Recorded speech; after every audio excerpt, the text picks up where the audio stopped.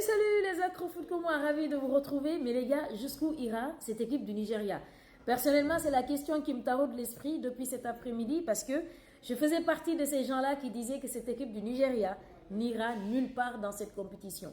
Et ce qu'elle est en train de faire, c'est qu'elle a déjoué l'équipe nigérienne.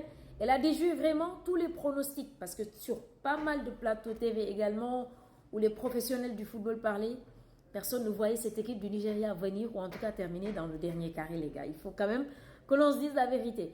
Donc, on va revenir sur ce match entre le Nigeria et l'Angola. Victoire des Super Eagles sur le score de 1-0. D'ailleurs, pour précision, le vert que je porte, c'est juste une coïncidence. Je supporte aucune équipe actuellement à ce stade de la compétition parce que moi, je suis déjà éliminé. Que le meilleur gagne tout simplement. Je suis habillé en djellaba marocain.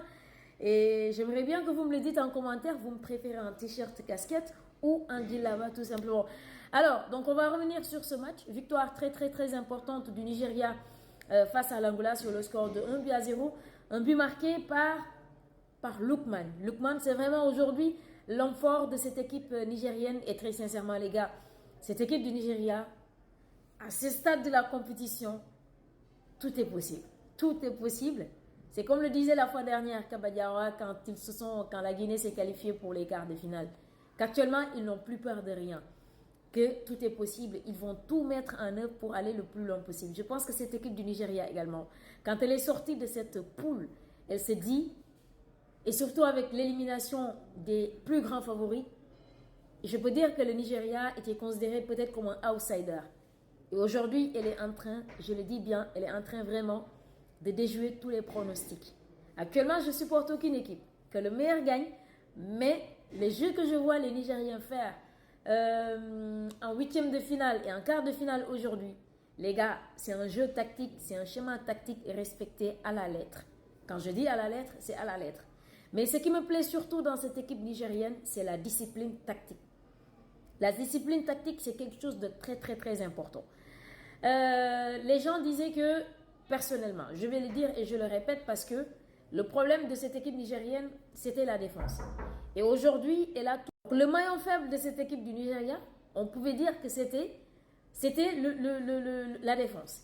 Et moi, quand j'ai entendu le forfait de Boniface, avant le début de la compétition, je me suis dit, ah bah, ça pourrait vraiment être fatal pour cette équipe nigérienne, parce que Boniface, c'est quelqu'un qui bonifie. C'est pas pour rien qu'il s'appelle Boniface. Il bonifie tout simplement. J'avais vraiment beaucoup de crainte pour cette équipe nigérienne. Et aujourd'hui, retenez bien les gars. Je pense qu'ils ont la meilleure défense. Vous savez, le Nigeria n'a encaissé qu'un seul but. Est-ce que vous le saviez? C'était face au Burkina, je pense. Non, à la Guinée équatoriale, excusez-moi. Parce qu'ils avaient fait un match nul, un but partout, je pense bien. Cette équipe du Nigeria, très sincèrement, parce que moi, j'aurais jamais pensé que Trost Ekong allait me surprendre aussi agréablement. C'est le leader de cette défense nigérienne. C'est le leader vraiment, c'est lui qui dicte la règle. Je vois en lui comme un Sergio Ramos. Je vois en lui comme comment dirais-je, le défenseur brésilien de Chelsea là. J'ai oublié son nom. Mais il est en train de faire une très bonne CAN. Mais si on bascule du côté de l'attaque, aujourd'hui, Osimhen n'est pas... moi, je ne dirais pas qu'il ne brille pas. Il brille. Un attaquant, c'est pas parce qu'il ne marque pas qu'il ne brille pas. Il brille de par son positionnement intelligent. Il peut emporter avec lui tous les défenseurs. De par son bon positionnement. Ballon au pied, bon, c'est vrai qu'il est un peu brouillon quelquefois, mais c'est un attaquant qui sait vraiment s'imposer dans une défense, qui inquiète une défense, qui terrorise une défense, qui déstabilise complètement pour mettre peut-être un bon positionnement un certain Lookman qui peut tout simplement également trancher ou exploser, voilà, exploser carrément. Parce que ça dit que déjà cette équipe nigérienne, ils sont bons, les joueurs, je veux dire, ils sont bons en récupération. Moi, c'est ce qui me plaît le plus. C'est-à-dire que ils ne perdent pas aussitôt le ballon, et quand ils le perdent, ils ont un pressing tellement sérieux qu'ils arrivent à récupérer très vite le ballon. Et dès qu'ils le récupèrent, ils se projettent. Leur jeu est ultra rapide. Ils ont des attaquants, Lookman, Moses Simon. Non mais il fait mal dans cette Coupe d'Afrique des Nations. Moses Simon, je peux dire que toutes les attaques du Nigeria proviennent de lui. Toutes les attaques. À chaque fois que le milieu, par exemple, Onyeka ou Iobi récupère quelque chose, ou les deux latéraux, Aina et Sanusi, dès qu'ils récupèrent un ballon, automatiquement, vous avez Simon Moses qui décroche, qui prend et qui se projette très vite. Soit il cherche aussi Osimhen, soit il cherche Lookman, et à chaque fois, il arrive, c'est vrai que des fois, il manque un peu de justesse technique, ou en tout cas, oui, il manque de justesse surtout dans la finition, d'accord, mais Simon Moses, il fait une excellente CAN, les gars. Il fait vraiment un excellent tournoi actuellement, sans parler ou sans oublier Lookman. Lookman, actuellement, les gars, non mais il fait feu. Il fait feu vraiment dans les défenses adverses.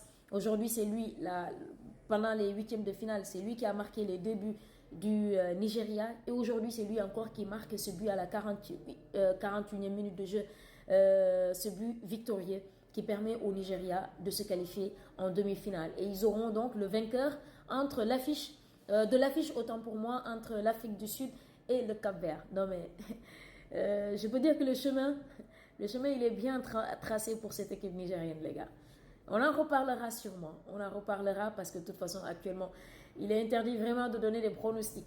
À ce stade de la compétition, tout est possible, les gars. Tout est vraiment possible.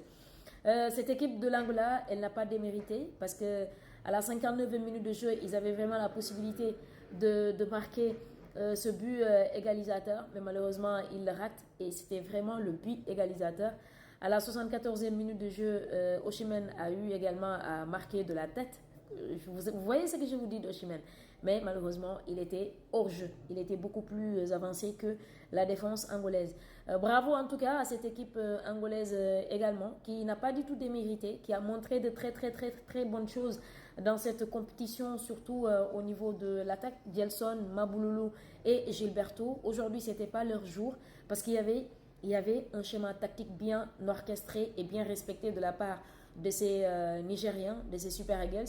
Au niveau de la défense, c'était costaud, c'était vraiment costaud, raison pour laquelle Mabululu et je peux dire, bon, les deux ailiers ont quand même eu quelques occasions, mais Mabululu a été carrément aujourd'hui muselé, je peux dire. Mais en tout cas, félicitations à cette équipe nigérienne qui est en train. J'espère juste que la sortie sur blessure de Osimhen ne leur sera pas fatale. On espère que ce n'est pas une blessure trop importante parce qu'ils auront besoin quand même de cet homme pour les demi-finales. N'hésitez pas de liker, de partager, mais également allez vous abonner. Et d'ailleurs, je tenais vraiment à vous remercier par rapport à la chaîne YouTube parce que je vois une nette amélioration, les gars. Quand on demande de vous abonner, je ne sais même pas comment le formuler. En tout cas, tout ce que je veux dire, c'est que je vois vraiment une nette amélioration au niveau de la chaîne YouTube. On progresse et je compte énormément sur vous pour que la chaîne explose d'abonnés, de commentaires, de likes, de partages. N'hésitez pas de laisser laisser vos avis en commentaire, c'est hyper important pour moi. Je vous retrouve plus tard pour revenir sur la rencontre entre la RDC Congo et la Guinée. Merci les gars.